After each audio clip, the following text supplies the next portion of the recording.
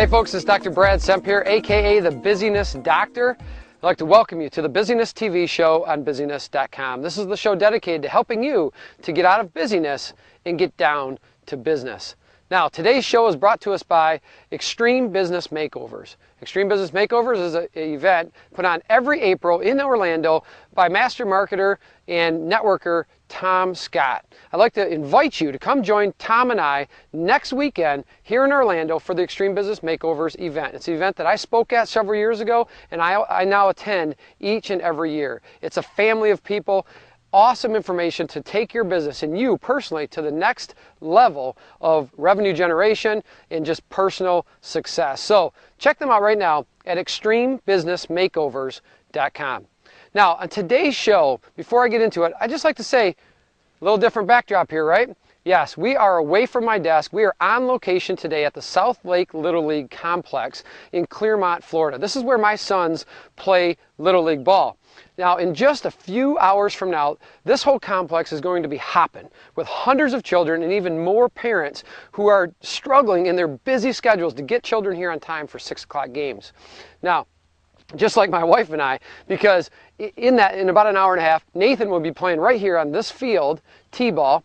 We have to get Owen also at 6 o'clock to another completely different complex for his practice tonight. And then Morgan to another complex for her softball game tonight. So we're living this busyness. We're living this busyness, and that's why I'm coming to you to, hey, learn from me as I try, and let's transform our lives together. In today's show, I'm going to cover active coaching. And then I'm going to jump into a pitching machine. I'm going to show you exactly how a pitching machine can apply to your business. And then I'm going to answer a question in the Ask Dr. Brad segment about kiddos and sports, and wrap up with an Unbusy Minute. It's now time for our Design for Action segment.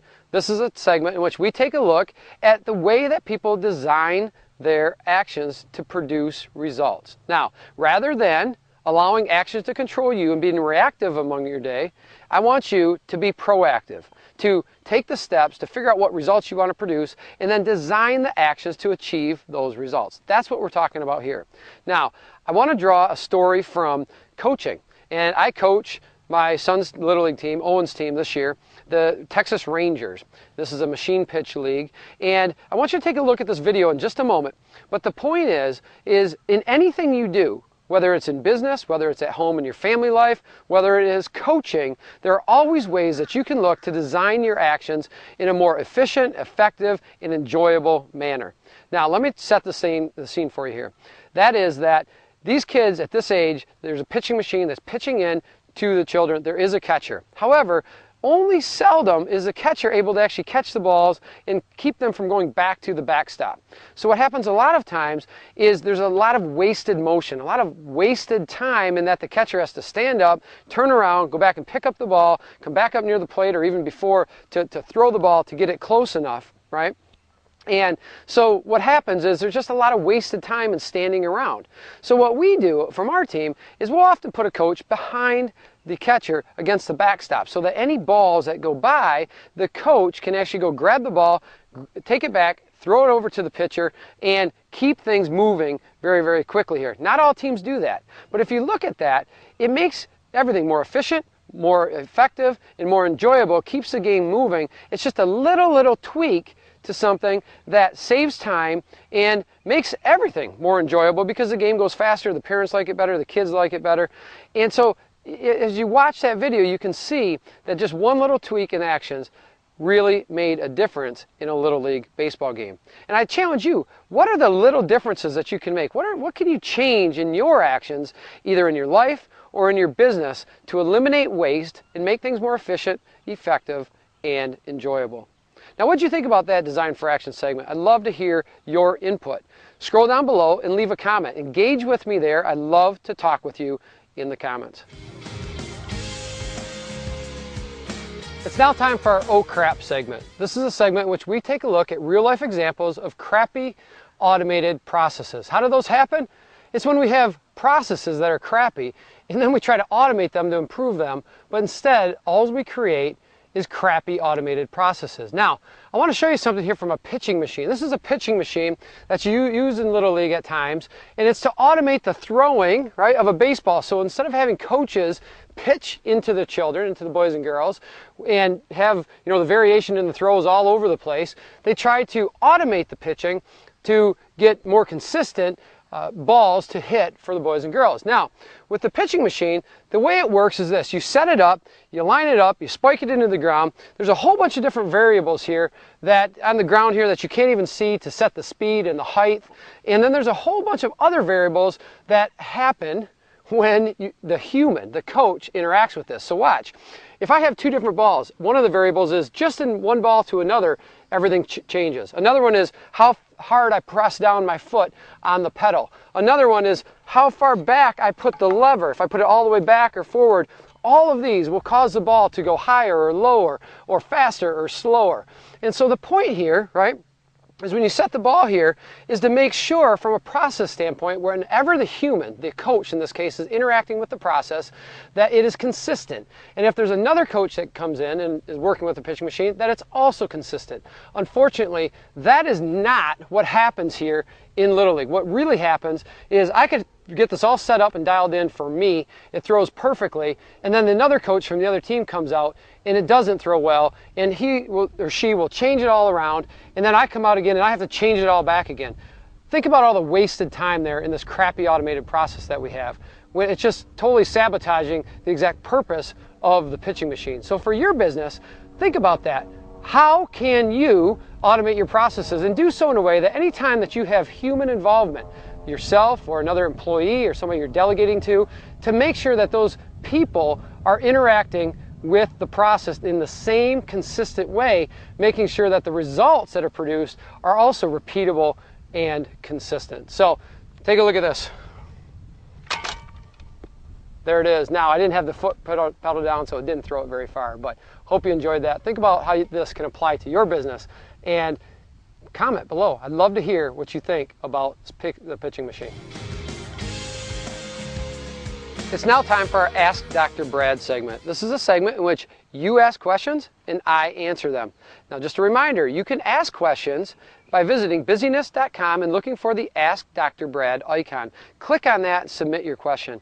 If your question is selected for one that I answer here on air, you will receive a special gift valued at $497. Right now, that gift is free lifetime access to our Entrepreneur Cash Map package. Now, that Entrepreneur Cash Map package or course consists of 13 individual Cash Map courses, a high value, something that you will enjoy.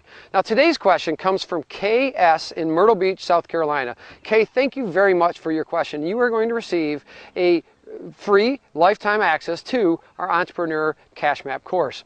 Here's Kay's question. I have 3 children ages 6, 8, and 10, and they are all involved in sports. I'm so busy trying to get them to practice in games. Do you have any advice to help make it easier and make me less busy? Absolutely awesome question, Kay. This is right up my alley because, as you know, we have 5 young children and 3 of them are also playing sports right now.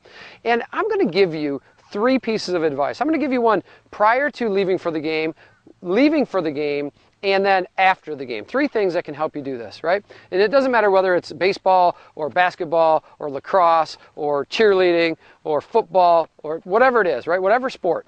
So prior to leaving, one of the things is pre-plan and pull out your child's practice clothes or game clothes. I know we personally have wasted so much time where all of a sudden we can't find a sock, right? We can't find a baseball sock, and we were on time, now we're running 10 minutes, we've lost 10 minutes and we're running right on time or even late. So pull all that stuff out in the course of your day or even the night before, set it aside, put it at the end of their bed, bring it downstairs and put it on the dining room table. Do something so that you know that their uniform or their practice clothes are out and about. That's number 1.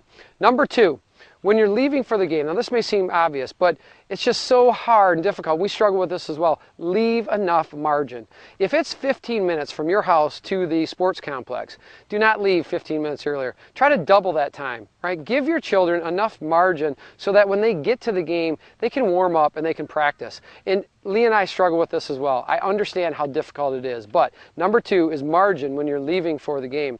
Number 3 is after the game, post-game tip. The post-game tip is make your child responsible for their own bag and equipment. Do not carry it for them. Make sure that anything that they use in their game, if it's baseball, their glove, their cup, if they're a boy, their hat, put it in the bag, their helmet, their glove. It's in the bag. Absolutely, because now if it's in the bag and you train them that they put it in the bag and they carry their bag to your vehicle, then you know that next time when you leave, it all should be in there. And just as a little check, I always make sure now with my kids before I leave, I say, hey, it's your responsibility, go check your bag.